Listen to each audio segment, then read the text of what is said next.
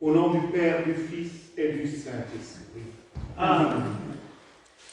Bien voilà, mes chers frères et sœurs, nous arrivons au deuxième étape de cette semaine de Pentecôte, où nous célébrons la venue du Saint-Esprit et nous réfléchissons sur l'œuvre qu'il fait en nous, son Église. Et dans le passage de l'Évangile que nous avons entendu, le premier verset est très bien connu. En effet, quand les chrétiens de tradition protestante parlent à quelqu'un de la foi, c'est toujours ce verset qu'ils citent en premier. Jean chapitre 3, verset 16. « Car Dieu a tant aimé le monde qu'il a donné son Fils unique, afin que quiconque croit en lui ne périsse point, mais qu'il ait la vie éternelle. » Et ils ont bien raison de le citer en premier, parce que dans cette phrase, c'est résumé tout le message de l'Évangile. Car Dieu a tant aimé le monde, qu'il est devenu homme, qu'il a souffert, il s'est laissé torturer, crucifié, qu'il est mort.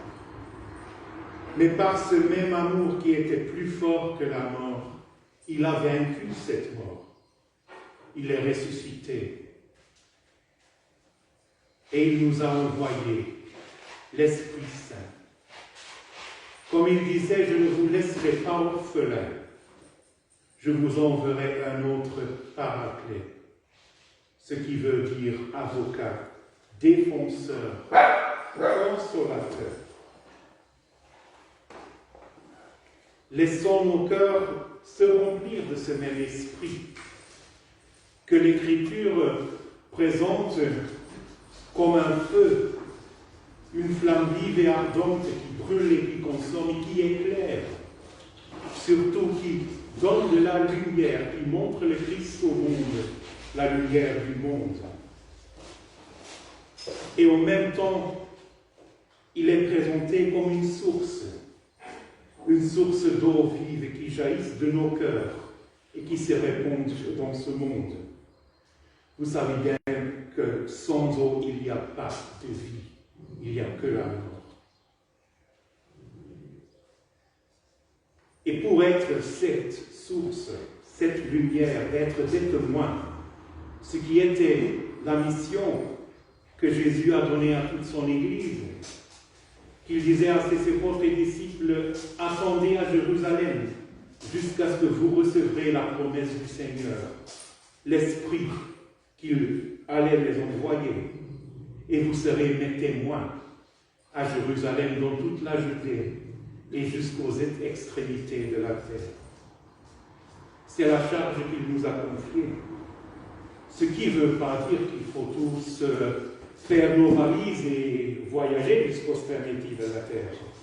On est tous appelés à être lumière et source d'eau vive où nous sommes, dans le lieu où le Seigneur nous a mis, notre boulot, notre foyer, dans notre cercle d'amis. Comme Saint François disait, il faut prêcher l'évangile à tout temps et s'il est vraiment nécessaire avec des paroles. C'est plutôt avec les actions, avec notre attitude, notre mode de vivre que nous sommes témoins de cette lumière, que nous sommes source d'eau vive. Et le Saint-Esprit, il nous donne des outils pour nous rendre capables d'être témoins. Les dons de l'Esprit dans lesquels la liturgie de la Pentecôte nous parle à plusieurs reprises. Je les ai écrits parce que si on essaye de les réciter par cœur, il y en a toujours un ou deux qui s'échappent. Alors les dons de l'Esprit Saint, ils sont la sagesse, l'intelligence, la force, la science, la piété et la crainte. Ça veut dire pas la peur, mais la révérence pour ce qui est sacré. Des caractéristiques que à nos jours on considère humains, mais qui en fait sont les dons du Saint-Esprit, qui sont infusés et amplifiés en nous par l'œuvre du Saint-Esprit. Mais Saint Paul, dans sa lettre aux Galates, il parle aussi des fruits du Saint-Esprit. Un fruit est aussi un don, mais un don qu'il faut cultiver, qu'il faut soigner, qu'il faut nourrir afin qu'il mûre. Et ces fruits desquels Saint Paul parle dans la lettre aux Galates, ce sont la charité, l'amour fraterne, la joie. Oui, bien, mes frères et sœurs, la joie est un fruit du Saint-Esprit. On peut être joyeux comme chrétien. Un prêtre que j'ai connu dans ma jeunesse, il disait « Mais mes amis, chaque messe ne sont pas des funérailles. On peut sourire, on peut être joyeux, parce que le Saint-Esprit nous donne la joie. La paix. Nous sommes appelés à porter la paix dans ce monde, qui est aussi un fruit du Saint-Esprit. Dieu n'est pas le Dieu du chaos, des troubles. Il est le Dieu de la paix, la bonté et la patience. Ah, la patience, qui est la vertu la plus belle qu'il y a, mais la plus difficile à maîtriser. Je parle principalement au premier lieu de moi-même. Je sais qu'il m'en manque beaucoup. La bénignité,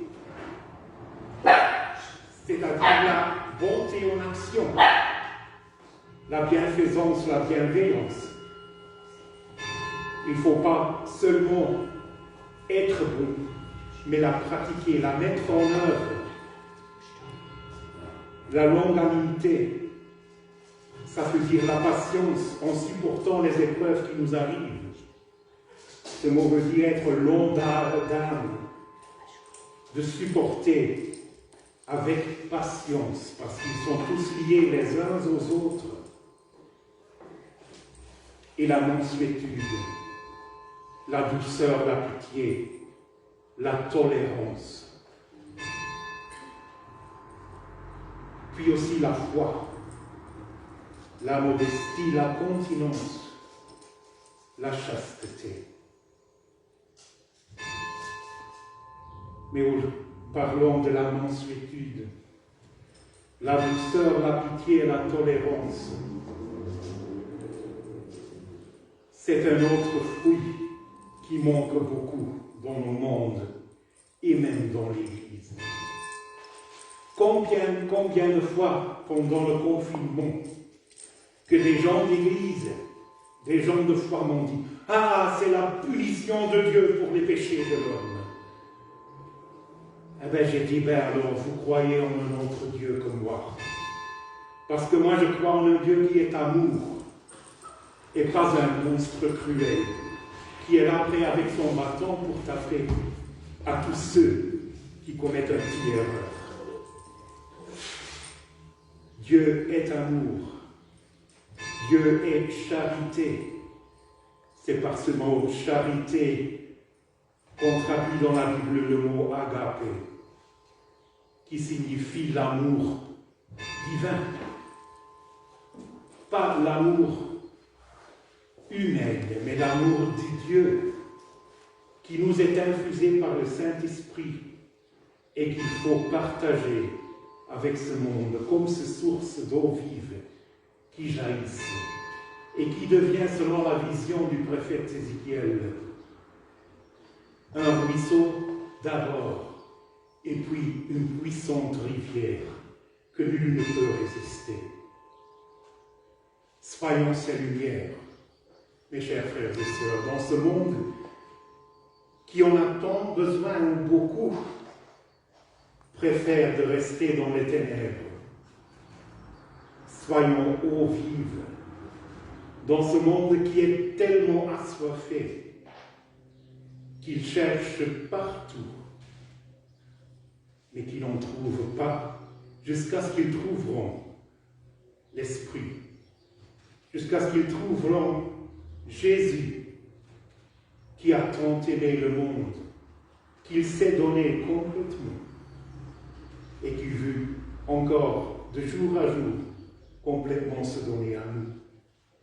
C'est cette grâce que je nous souhaite à tous, au nom du Père, du Fils et du Saint-Esprit.